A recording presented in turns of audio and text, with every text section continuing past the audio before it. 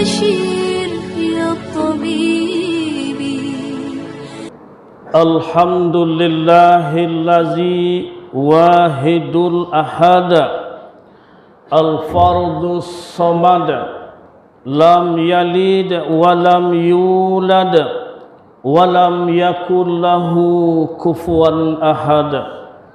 أشهد أن لا إله إلا الله وحده لا شريك له وأشهد أن محمدا عبده ورسوله من لا نبي بعده. اللهم صل وسلم وبارك على سيدنا ونبينا وحبيبنا وشفيعنا وزهرنا ومولانا ومصطفى محمد رسول الله صلى الله عليه وسلم. اتقوا الله اتقوا الله اتقوا الله حق تقاته ولا تموتن إلا وأنتم مسلمون كما قال تعالى في كتابه الكريم. أعوذ بالله من الشيطان الرجيم. بسم الله الرحمن الرحيم.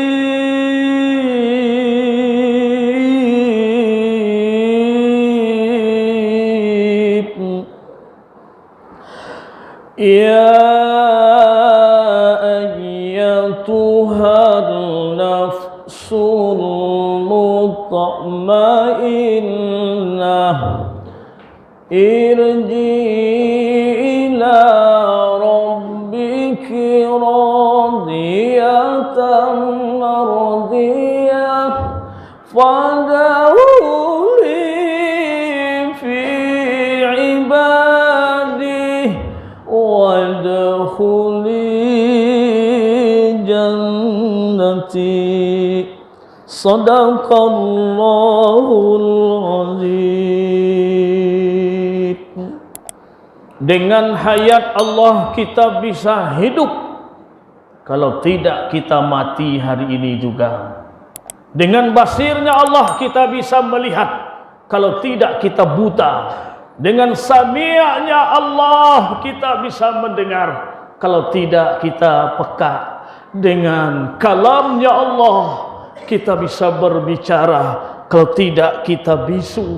Dengan kudratnya Allah kita bisa bergerak, dan dengan iradahnya Allah kita bisa berkehendak. Mana milik kita, saudaraku jemaah Jumat yang berbahagia? Satu pun di tubuh ini tidak ada milik kita. Mulai dari rambut sampai ke ujung kaki, luar dan dalam, mulai bulu, kulit, daging, tulang, darah, urat, hati, limpa, empedu, semuanya adalah milik Allah. Kenapa hari ini banyak manusia sombong? Kenapa hari ini banyak manusia tidak kenal dengan Allah? Kenapa hari ini mereka jauh dengan Allah? Karena kita tidak bisa apa-apa kalau tidak ada Allah. Allahu Akbar, Allahu Akbar, walillahil hamd. Salawat dan salam kepada Nabi dan Rasul kita yang terakhir, Nabi Muhammad sallallahu alaihi wasallam. Dialah Nabi yang dijuluki timur dan barat Al-Amin. Lawan dan kawan memberikan nomor 1. Orang-orang yang terbaik di dunia ada 100 orang. Pemimpin yang terhebat di dunia ada 100 orang. Maka pemimpin yang nomor 1 adalah diraih oleh Muhammad bin Abdullah, laki-laki padang pasir, yatim piatu dengan akhlakul karimah, sehingga timur dan barat memberi gelar Al-Amin. Allahu Akbar, walillahil hamd. Jemaah Jumat yang dimuliakan Allah Subhanahu wa taala. Baik, sebelum kita melanjutkan nasihat nasihat hari ini, yaitu khutbah. Kita akan ceritakan tentang salat. Sekali lagi kami ulangi tentang salat.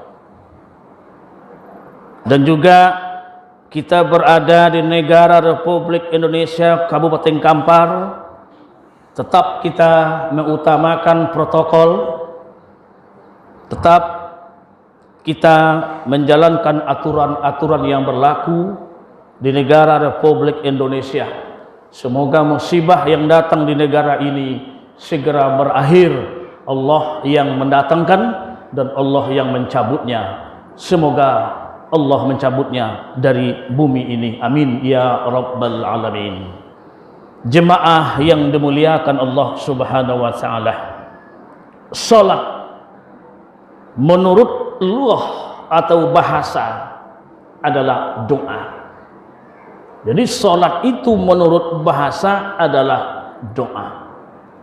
Sedangkan salat menurut syariat sebuah ibadah yang dilakukan oleh seorang hamba kepada Rabb-Nya dengan perkataan dan gerakan yang tertentu, diawali dengan takbir dan diakhiri dengan salam. Itulah salat menurut syariat. Dan salat diwajibkan oleh Allah Subhanahu wa taala 1,5 tahun sebelum hijrahnya Rasulullah ke kota Madinah.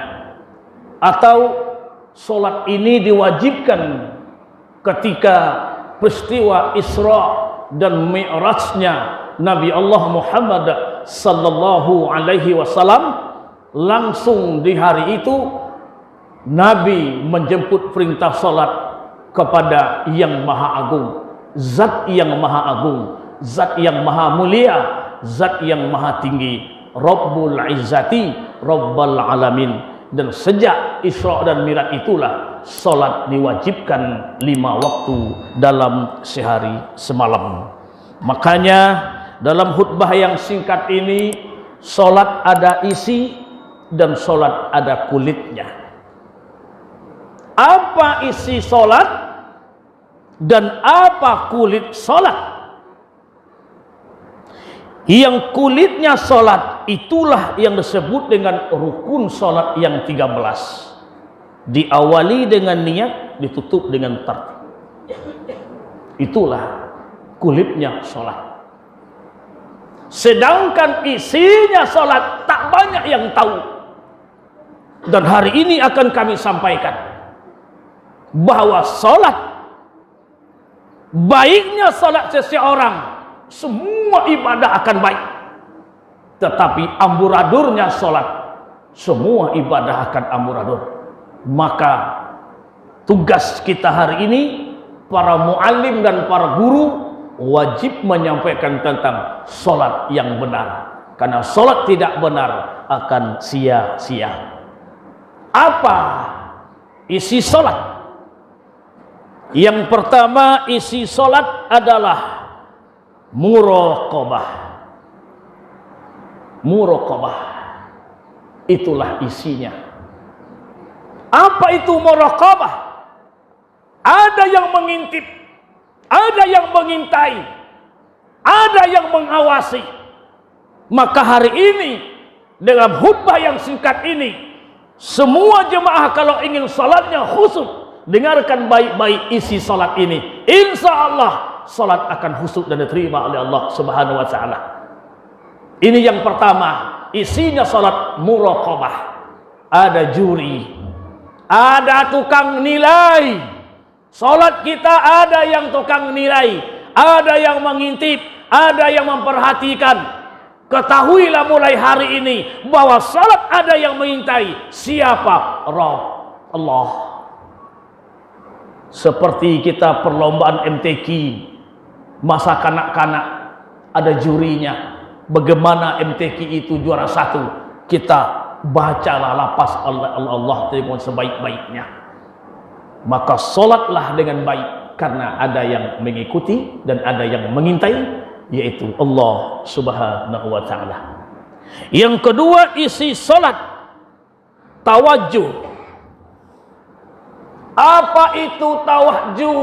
Berhubungan langsung, berhadapan langsung dengan Rabb. Sesuai dengan hadis Nabi Allah Muhammad sallallahu alaihi wasallam, "Anta'budallaha ka'annaka tarahu, fa in lam takun tarahu, fa innahu yaraka." Apabila kalian menyembah Rabb, seakan-akan meraba, seakan-akan melihatnya. Apabila kamu tidak melihat dan merabanya, maka sesungguhnya dianya Allah Maha melihatmu. Imam Ali karamallah, Khalifah Ali bin Abi Thalib, ditanya oleh sahabat, "Ali, ya, kamu salat betul? Yang kamu sembah Allah betul? Apakah kamu melihatnya?" Maka Ali berkata dengan kekuatan suara yang dahsyat, "Jika aku tidak melihatnya, aku tidak akan menyembahnya." Begitulah Imam Ali karamallah. Maka Ali bin Abi Thalib, salah seorang sahabat Rasul yang dijuluki dengan hamba Allah yang khusyuk dalam salatnya. Jemaah yang dimuliakan Allah Subhanahu wa taala. Yang ketiga, isi salat zikir. Zikir yang diingat dalam salat Allah, lalai mengingat Allah batil. Yang tidak mengingat Allah dalam salat batil. Lupa dengan Allah dalam salat batil. Makanya yang diingat dalam salat adalah Allah. Innani anallahu la ilaha illa ana fa'budni wa aqimis salata li zikri. Surah Thaha ayat 14. Innani anallahu la ilaha illa ana. Sesungguhnya aku adalah Allah Rabbul Alamin. Tidak ada Tuhan selain pada aku. Fa'budni, sembah akan aku. Untuk apa? Li zikri, untuk mengingatku. Bagi siapa yang menyembah Allah tidak mengingatku, batal. Allahu Akbar. Maka saudara-saudaraku, jemaahku yang dimuliakan Allah Subhanahu wa taala, yang keempat isi salat pada khutbah yang relatif singkat ini. Yang keempat adalah musyahadah. Apa itu musyahadah? Lenyap. Apa yang lenyap? Tubuh Khalifah Ali selebar tapak tangan punggung Ali tidak ada yang bersih. Semuanya luka pedang, luka kena tusuk zaman berperang. Pada hari itu terhunjam sebuah panah di tubuh Ali bin Abi Thalib. Bukan main sakitnya. Ketika itulah Khalifah Ali memerintahkan para sahabatnya, "Tolong Anda cabut, tolong Anda cabut anak panah ini dari tubuhku ketika aku di alam musyahadah, ketika aku sedang salat, ketika aku pulang ke asalnya, ketika aku berhadapan langsung dengan Rabb, ketika aku karam dengan Allah, karam dengan Allah, cabut." Ketika dia mengangkat takbir, mulai para sahabat mencabut anak panah tadi. Selesailah Khalifah Ali salat. Apa kata Ali kepada para sahabatnya? "Kenapa tidak jadi kalian cabut anak panahnya?" Allahu Akbar. Inilah contoh musyahadah. Ini contoh musyahadah. Ketika kita dialog dengan Rabb, ketika kita salat itu lenyap. Tubuh yang kasar ini lenyap, dijadikan ke tubuh yang halus, karena Allah itu halus, gaib. Allahu Akbar. Walillahil hamd.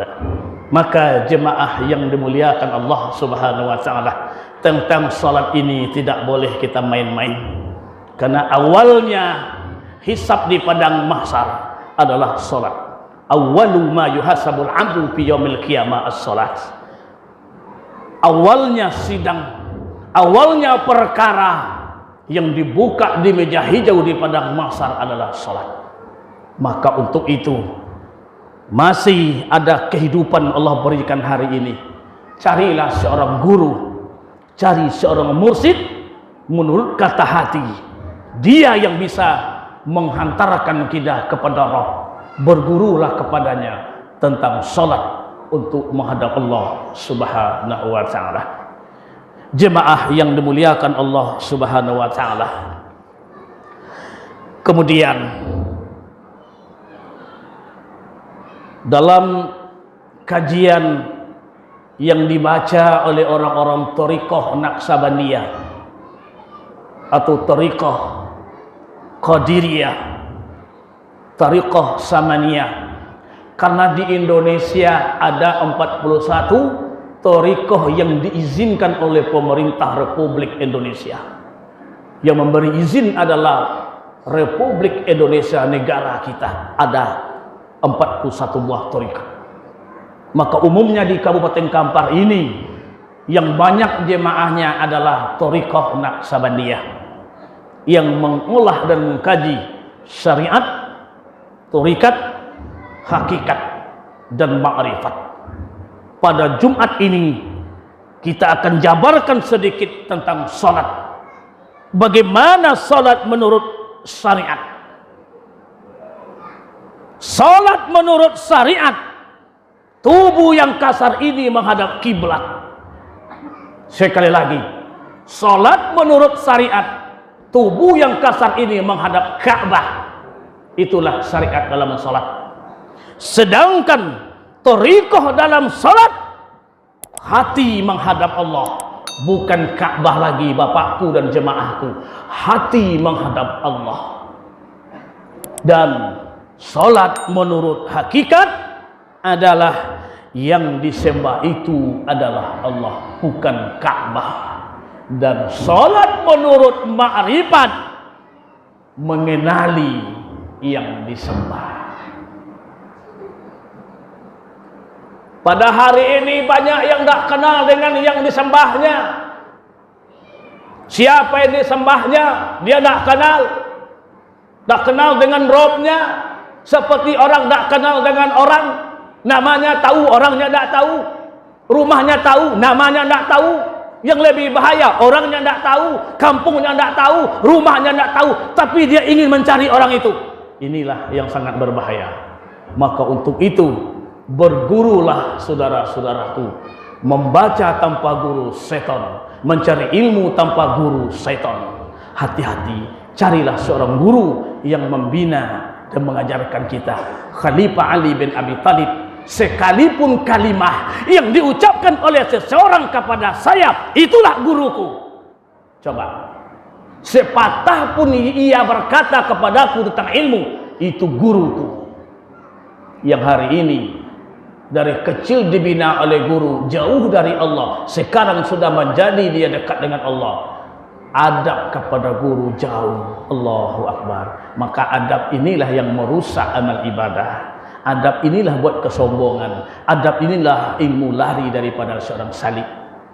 Jemaah yang dimuliakan Allah Subhanahu wa taala, untuk sekedar mengingatkan dan membuat kita agar kita kehusukan. Ada salah seorang sahabat yang sedang sholat di masjid Rasulullah di saat itu. Kebetulan masjid dipugar, bahasa kitanya masjid dibangun, diruntuhkan masjid yang di belakang, dindingnya ditambah dengan dinding yang baru. Kebetulan ada seorang sahabat yang sholat. Ketika dia selesai sholat, dia menghadap ke belakang. Allahu Akbar. Kapan kalian robohkan dinding ini? Coba, kapan kalian robohkan dinding ini? Begitulah sholat yang sesungguhnya. Kalau dalam sholat kita tidak ingat apa-apa, karena dialog dengan Allah, alam musyahadah, karam dengan Allah Subhanahu wa taala. Dan insya Allah pada pertemuan berikutnya, dimanapun kita berada dan dimanapun kita bertemu, akan kita sambung. Ada 5 kewajiban yang harus dilakukan oleh seorang hamba dalam sholat. 5 kewajiban yang harus dilakukan oleh seorang hamba dalam sholat, agar sholatnya benar, agar sholatnya khusyuk, diterima oleh Allah Subhanahu wa taala. Yang pertama, agar dia tahu apa yang disembah, apa yang menyembah, tempat menyembah yang dipersembahkan, dan isi sembah. Apabila seorang hamba mengetahui ini dengan seorang guru, insya Allah barulah yang dinamakan salat. Fa'tabiru ya ulil albab la'allakum turhamun.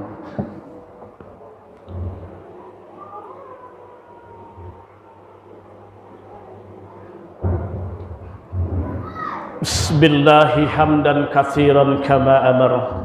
Asyhadu an la ilaha illallah wahdahu la syarika lah. وأشهد أن محمدا عبده ورسوله من لا نبي بعده اللهم فصل وسلم وبارك على سيدنا محمد في الأولين والآخرين والظاهر والباطن خرج الناس من الظلمات إلى النور أو صراط مستقيم رحمة للعالمين اتقوا الله اتقوا الله اتقوا الله حق تقاته ولا تموتن إلا وأنتم مسلمون كما قال تعالى في كتابه الكريم إن الله وملائكته يصلون على النبي يا أيها الذين آمنوا صلوا عليه وسلموا تسليما اللهم صل على سيدنا محمد وعلى آل سيدنا محمد كما صليت على سيدنا إبراهيم وعلى آل سيدنا إبراهيم وبارك على سيدنا محمد وعلى آل سيدنا محمد كما باركت على سيدنا إبراهيم وعلى آل سيدنا إبراهيم في العالمين إنك حميد مجيد اللهم اغفر للمؤمنين والمؤمنات مسلمين والمسلمات برحمتك يا أرحم الراحمين يا رب kami, Engkau zat yang maha agung, Engkau zat yang maha mulia, Engkau zat yang kami sembah, Engkau zat yang maha pengampun. Ampunkanlah segala dosa dan kehilapan kami ya Allah, dosa zahir, dosa batin, dosa siang, dosa malam, dosa petang, dosa pagi, dosa yang sengaja, tidak sengaja, dosa besar, dosa kecil, dosa awal, dosa akhir, dosa ibu bapak kami, dosa kakek nenek kami, dosa para guru-guru kami, dan dosa para pemimpin negeri kami, dan dosa mukminin mukminat timur dan barat ya Allah. Ya Rabb kami, wafatkan kami ketika taubat kami telah Engkau terima ya Allah. Jangan Engkau wafatkan kami ketika dalam keadaan kotor dan berlumuran dosa ya Allah. Ya Allah ya Rabb kami, hadirkan kepada kami keturunan kami, anak cucu kami, putra putri kami yang soleh dan soleha, sebagai penyejuk hati kami dan pembela kami di akhirat kelak di hadapan-Mu ya Allah. Ya Allah ya Rabb kami, jauhkan dari kami sebuah penyakit yang sangat membahayakan diri kami, keluarga kami, masyarakat kami, bangsa dan negara kami ya Allah. Ya Allah, jauhkan kami dari fitnah hidup, fitnah mati, fitnah dunia, fitnah kubur, dan fitnah dajjal. Ya Rabb kami, jadikanlah kami hamba-Mu yang dekat dengan-Mu ya Allah. Jadilah kami ayah nanti di akhirat kelak di hadapan Rasul-Mu ya Allah, berkumpul dengan junjungan kami menghadap-Mu ya Allah, dan ikut dengan junjungan kami meminum air telaga Kautsar ya Allah. Ya Arhamar Rahimin, kuatkanlah lidah kami, hati kami di dunia ini memegang teguh kalimat tauhid la ilaha illallah. Kuatkan lidah kami membacanya ya Allah ketika sakaratul maut datang menjemput kami ya Allah. Rabbana atina fid dunya hasanah wa fil akhirati hasanah wa qina azabannar. Ibadallah, innallaha ya'muru bil adli wal ihsan wa itazil qurba yanha 'anil fahsya'i wal munkar wal baghi ya'idukum la'allakum tazakkarun. Wa zakurullahal azim wa la zikrullahi akbar. Hayya 'alas shalah.